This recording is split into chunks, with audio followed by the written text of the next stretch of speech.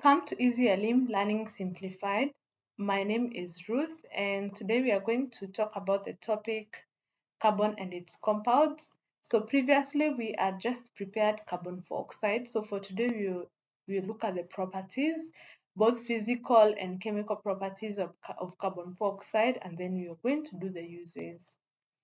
So some of the properties of carbon dioxide is that it's colorless and odorless.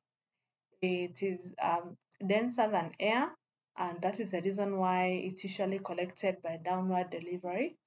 I know I mentioned about downward delivery in the questions in the previous lesson. So this is the reason why we were collecting it that way, because it's denser or heavier than air. Then carbon dioxide neither burns nor supports combustion.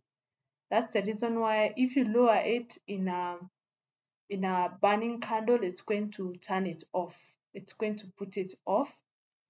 And then it's usually acidic in nature because it turns the universal indicator red. And carbon dioxide is usually slightly soluble in water to form a carbonic acid. Carbonic acid is a weak acid. That's the one that turns the universal indicator red. And if you are using a wet blue litmus paper, it will turn it to red.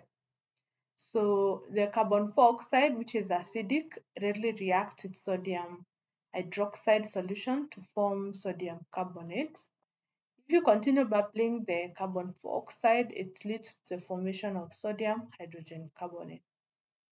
So let's look at the equation. First, we will look at the equation for the reaction of carbon dioxide with water. So it reacts with water to form carbonic acid. And we said the carbon dioxide gas, not solid, reacts with sodium hydroxide to form sodium carbonate and water. And this is when you continue bubbling, let us balance this equation first. So we have one carbon, 4 oxygens. So you can see sodium here is 2, so we have to put a 2 here. So that balances the equation. So if you continue bubbling carbon dioxide in this sodium carbonate, so the sodium carbonate is going to react with more carbon dioxide and it's going to produce sodium hydrogen carbonate. So we balance it. So that is what happens when we put excess carbon dioxide in sodium carbonate. So the same can be said if you are using calcium hydroxide, but the only difference is when you bubble carbon dioxide in sodium hydroxide, it doesn't form a white precipitate. But if you bubble the carbon dioxide in calcium hydroxide, it's going to form a white precipitate. This is because of the formation of the insoluble calcium carbonate. The white precipitate is because of that calcium carbonate.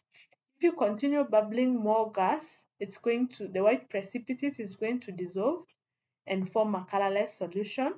The colorless solution is of calcium hydrogen carbonate.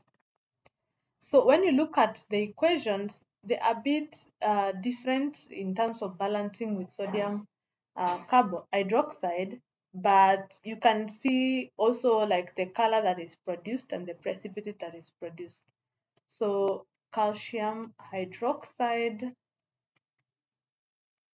reacts with carbon dioxide to produce calcium carbonate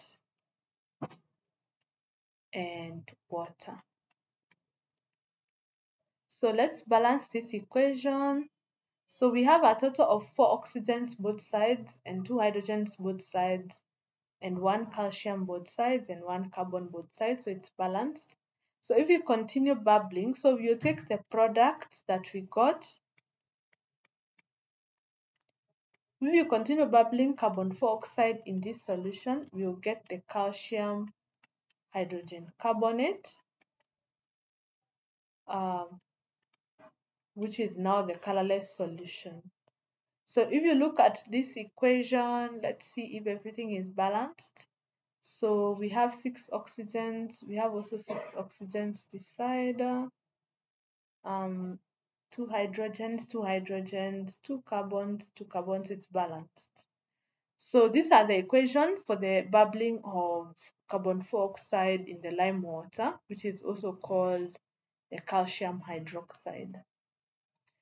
Though the gas does not support combustion, it usually burns magnesium, or burning magnesium continues to burn in it. And in that case, it produces a white powder of magnesium oxide and black specks of carbon. So what happens is when you burn magnesium, it produces a lot of heat. This heat decomposes carbon dioxide to carbon and oxygen, and then the magnesium reacts with the oxygen to form magnesium oxide. So that's the word equation. So we can convert this into a chemical equation. Reacts with carbon dioxide gas to produce magnesium oxide plus carbon solid. So we can balance this equation. You can see we have two oxygen, so we can put a 2 here and a 2 here.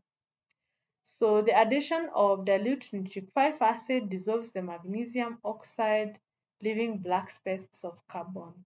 So we know why it dissolves. It's because magnesium oxide reacts with dilute nitric 5 acid to form magnesium chloride and water. So that is a colorless solution.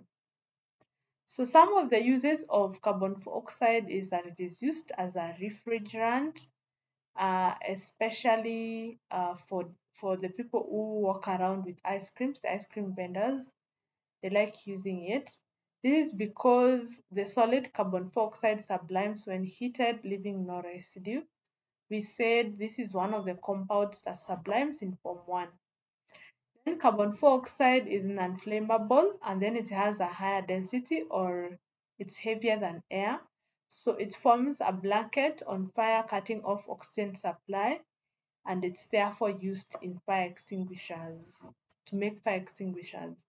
So it just covers the substance that is burning and cuts off the oxygen supply because it's very heavy. It is used in the manufacture of sodium carbonate in the solvate process, as later we will do as we discuss the solvate process. And then carbon dioxide dissolved in water is used to make hydrated drinks to add tastes. So it adds taste to the drinks and also preserves it. And then it is used to make also baking powder. Let's do a few questions in regards to what we have discussed. So the setup below was used to collect a dry sample of a gas. So you can see the setup. Give 2 reasons why the setup cannot be used to collect carbon dioxide. So first of all, carbon dioxide cannot be dried with calcium oxide. Remember, carbon dioxide is basic in nature, or acidic in nature, so it's going to react with the basic calcium oxide. So it cannot be used to dry it. Number two, you notice the method of collecting the gas is wrong. Carbon dioxide is heavier, so it is dried by downward delivery. Carbon dioxide is present in soft drinks. Stage 2 roles of carbon dioxide in soft drinks. So we said first of all is to improve the tastes, and the other reason is to preserve the drink. Explain the observation made when a bottle containing a soft drink is opened. So you see fizzing and you see evolution of a colorless gas. Carbon dioxide dissolves. We have been told to explain, we have not finished. So there is fizzing that occurs and evolution of a colorless gas. This is because when you open this bottle, remember there is a lot of pressure inside the bottle because you have dissolved some carbon dioxide inside the soft drink. So the pressure is released and then the carbon dioxide rapidly escapes from the solution. So there is that sudden release of the carbon dioxide, which causes the fizzing and the evolution of the colorless gas. In this case, the colorless gas is the carbon dioxide. So the fizzing usually results from the carbon dioxide escaping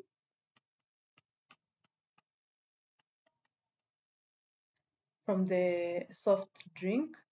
That's like it forms those bubbles. So carbon dioxide dissolves slightly in water to give acidic solution. Give the formula of the acid is going to be carbonic acid. It's written like that. So that brings us to the end. So in the next lesson, we are going to be looking at carbon 2 oxide. We look at the preparation of carbon 2 oxide in the lab and then some properties of carbon 2 oxide, which basically we are just in the middle part of uh, the topic. So see you in the next lesson.